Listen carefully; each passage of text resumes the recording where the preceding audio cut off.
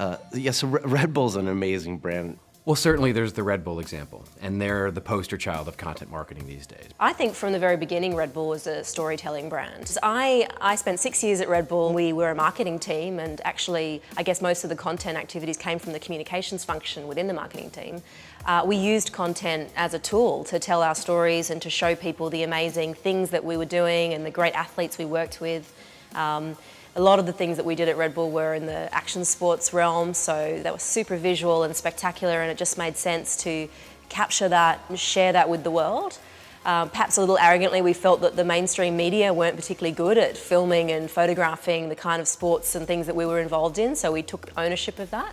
At Red Bull, we were always told to focus on the audience and what was important to them and what made them passionate about their scene, about their sport, about their favourite athletes, and really think about them as individuals and not really worry too much about how they all crossed over. So I think that sort of single-mindedness and focus on quite a few audiences was one of the things that put us ahead, that we were able to say, what would a BMXer think is awesome about this BMX event, rather than trying to think about what would a youth aged 16 to 22 think about this BMXer event. They target people through their passions, whether it's music or sport or culture.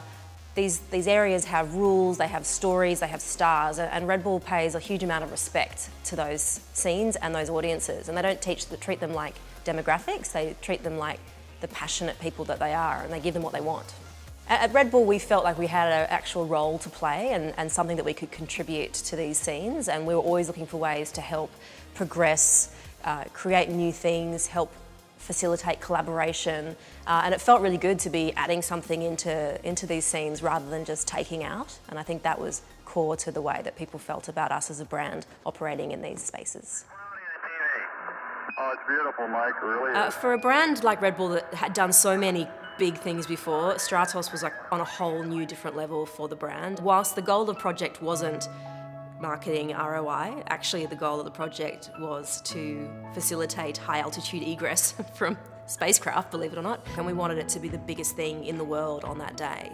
Two things that probably weren't that obvious from the outside was that we wanted to position it as a scientific project. The other thing that probably nobody noticed was it was meant to be a 6-month live project. Obviously it took years to come together. So as a communications team, our challenge was, how do we keep this story interesting? So we actually treated it like a movie. We developed a story arc from launch to mission.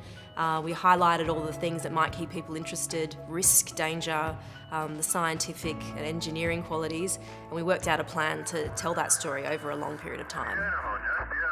When I started at Red Bull, there was a huge amount of scope and free range. We were, in each of the markets, absolutely entitled to do whatever we wanted to do, of course with a huge commitment to quality.